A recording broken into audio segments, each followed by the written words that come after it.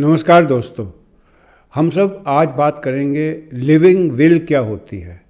दोस्तों, वसीयत विल के बारे में तो आप सब जानते होंगे, जिसमें एक पर्सन, कोई भी दुनिया में, आप, मैं, कोई भी, जब जीवित होता है और मेंटली बिल्कुल ठीक होता है तो वो उसकी डेथ के बाद प्रॉपर्टी का बंटवारा कैसे है, उसके मूवेबल और इमूवेबल एसेट्स में बंटवारा कैसे हो, इसके बारे में वो एक वसीयत लिखता है जो उसकी डेथ के बाद उसके परिवार के सदस्यों में बिना झगड़े के जो उसका कमाया हुआ धन है वो डिस्ट्रीब्यूट हो सके। एक और विल भी होती है जिसके बारे में मैंने सोचा आपसे मैं बात करूं, क्योंकि इसके बारे में बहुत कम को मालूम होगा। इसको कहते हैं लिविंग विल, जिसका कंसेप्ट अभी आया है और इसके बारे में जानना मेरे ख्याल से हर इंडिविजुअल के लिए, हर हिंदुस्तानी के लिए बहुत ज़रूरी है और ये हर पर्सन से कंसर्न है।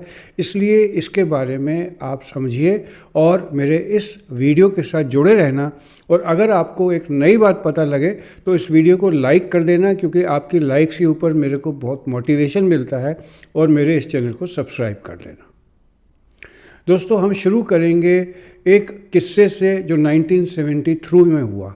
1973 में एक लड़की जो नर्स थी, जिसका नाम अरुणा रामचंद्र शानबाग था, वो अपनी ड्यूटी कर कर रात को 9 बजे अपनी ड्रेस चेंज करने के लिए अपने हॉस्पिटल के बेसमेंट में गई और वहीं उसका बलात्कार किया गया उसी हॉस्पिटल के क्लास 4 एम्प्लॉय द्वारा।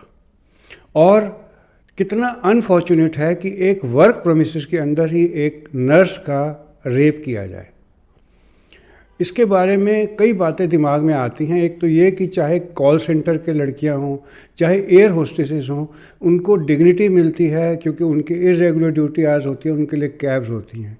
लेकिन अनफॉर्चुनेटली हमारे देश में नर्सेज को वो डिग्निटी नहीं मिलती जो उनका काम कराता है और जो वो डिज़र्व करती हैं। जैसे नर्सेज होती हैं, उनको न केवल सैलरी अच्छी मिलती है, अगर एक ड्राइवर है आपके घर में तो जो सैलरी उसको मिलती है ऑलमोस्ट उतनी ही सैलरी एक नर्स को दी जाती है, जबकि नर्स का काम पेशेंट को इंट्रावेनस इंजेक्शन देने तक देकर, एनीमा लगाने तक देकर, इमीडिएटली जब पेशेंट सीरियस होता है तो उसका इमरजेंसी मेजर्स देने का होता है। लेकिन वो विषय से भटकना होगा। मैं बात आज कर रहा था उस नर्स की कहानी की। उसका रेप किया स्वीपर ने, और अगर उसी समय उसको मार देता तो उस लड़की के लिए अच्छा होता, क्योंकि रेप करने में उसने उसका गला घोंटा एक जंजीर द्वारा, जिससे वो बेचारी ना मर पाई न जी पाई। और उसके बाद 37 साल तक वो एक बेड पर रही, एक वेजिटेबल की तरह। जब किसी का गला घोटा जाता है तो कार्बन डाइऑक्साइड इकट्ठी होती है, ऑक्सीजन ब्रेन को मिलते नहीं और ब्रेन के कई पार्ट डेड हो जाते हैं। अगर पूरी तरीके से गला ना घोटा जाए तो जो दिमाग के सेंटर जो इंटेलिजेंस के होते हैं वो तो ख़त्म हो जाते हैं, लेकिन जो बेसल सेंटर्स होते हैं जैसे फेफड़े का है, हार्ट का है, वो चलते रहते हैं। तो पार्शियल स्ट्रेंगुलेशन में या पार्शियल हैंगिंग में ब्रेन चाहे बाद में रिकवर कर लेता है, वो पूरी तरह चल नहीं पाता। ऐसा इस लड़की के साथ हुआ और ये बाद में राइस ट्यूब फीडिंग के ऊपर ही चली। बाकी जितना जीवन इसका था 37 साल, उसके 25 साल की एज में रेप हुआ था और 37 साल तक वो ऐसे चली। उसकी डेथ शायद 1915-16 के करीब हुई।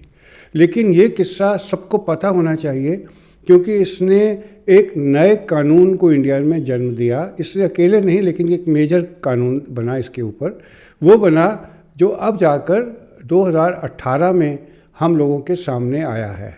पिंकी वीरानी नाम की एक एडवोकेट ने 2011 में पिटीशन डाला कि ऐसे जीवन का इसको क्या फ़ायदा है, जिसके बदले में सुप्रीम कोर्ट ने डिसीजन लिया जो अल्टीमेटली जो कि 2018 में अब लागू हुए हैं, जिसमें कॉन्सेप्ट ऑफ यूथनेसिया आता है। यूथनेसिया क्या होता है इसके बारे में मैं पहले एक वीडियो बना चुका हूं और एक और बनाऊंगा। आज मेरा कंसेप्ट आपको लिविंग विल बताने का है।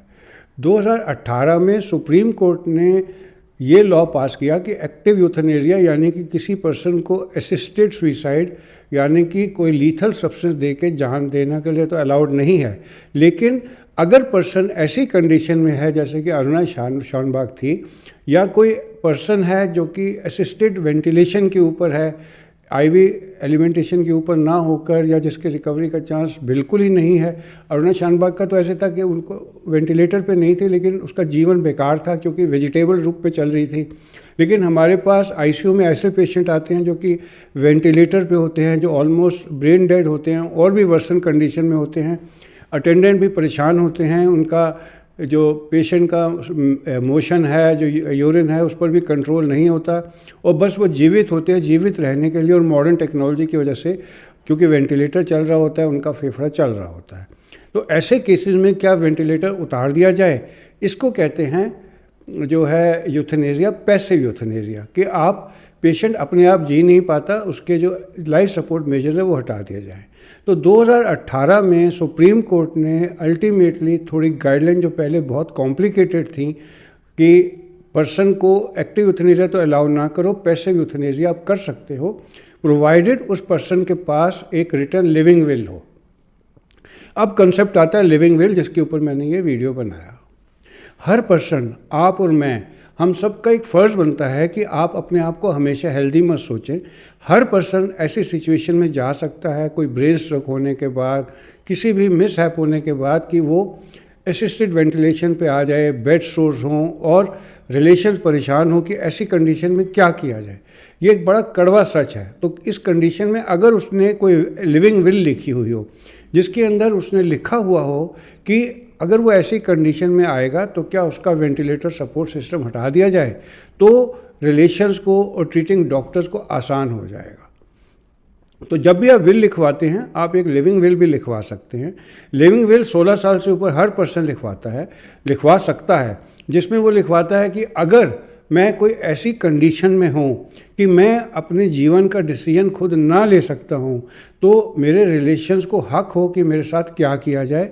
एक तो ये, या वो खुद बता दे कि मेरे को वेंटिलेटर पे या तो डाला ना जाए, या अगर डाला जाए और लगे डॉक्टरों को कि मैं जीवित नहीं बच पाऊँगा, या अगर मैं जीवित रहूँगा भी और मेरी लाइफ की क्वालिटी ऐसी नहीं रहेगी बाद में जो कोई सोसाइटी के लिए यूज़फुल हो और मैं एक अपने रिलेशन पे बर्डन बन के रहूँगा, तो मेरा लाइफ सपोर्ट सिस्टम हटा दिया जाए।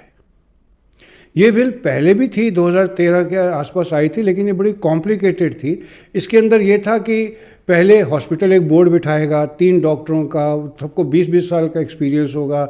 उसके बाद जो है कलेक्टर लेवल पे 3 डॉक्टर का बोर्ड बैठेगा, फिर मजिस्ट्रेट के पास जाया जाएगा, जो एक इतना कॉम्प्लिकेटेड प्रोसीजर था जो एक पॉसिबल नहीं था रिलेशंस का, जो कि एक ऑलमोस्ट डेड पेशेंट जो वेंटिलेटर पे है वो ऐसा कोर्ट के चक्कर लगा पाए।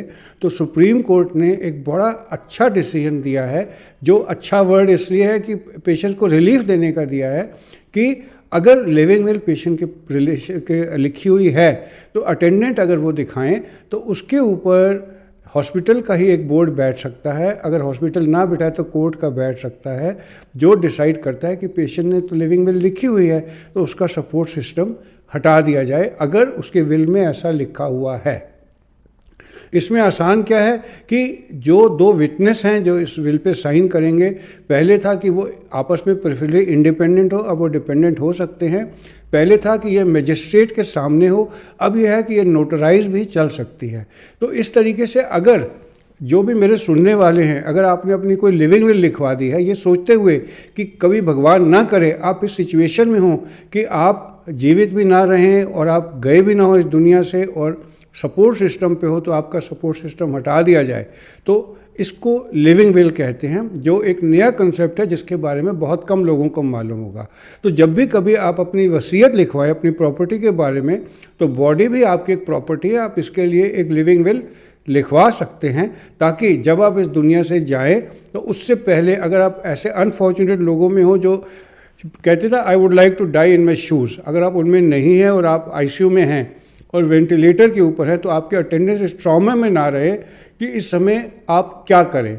क्योंकि मेरे पास जब भी ऐसे पेशेंट होते हैं मुझसे पूछते हैं कि ऐसे हम क्या करें, तो मैं उनको कहता हूँ बाबूजी आप सोचो ठीक होते आपके और वो ऐसी कंडीशन में क्या आगे जीवन अपना प्रेफर करते, तो वो कहते हैं नहीं, लेकिन उनके पास लिविंग विल नहीं होती क्योंकि ये कंसेप्ट उस समय नहीं था। तो मेरा आज का वीडियो बनाने का मकसद केवल आपको ये बताना था कि आप अपनी वसीयत के साथ एक लिविंग विल भी करा सकते हैं, जिससे आपको शायद बाद में अनफॉर्चुनेट सर्कमस्टांसेस में फ़ायदा हो जाए, आपको नहीं तो आपके रिलेशंस को। तो आज के लिए बस इतना ही। आप सबका मेरे साथ जुड़ने के लिए धन्यवाद। अब अगली ये जो मैं वीडियो बनाऊंगा वो एक्टिव यूथनेशिया और पैसिव यूथनेशिया में क्या फ़र्क है, कहाँ कहाँ एक्टिव यूथनेशिया अलाउड है, वहाँ क्यों अलाउड है और हमारे देश में ये क्यों नहीं किया जा सकता, इसके बारे में बड़ा इंटरेस्टिंग होने वाला है। मैं इसको और लंबा नहीं करना चाहता था, इसलिए आज के लिए बस इतना ही। आप सबका मेरे साथ जुड़ने के लिए धन्यवाद।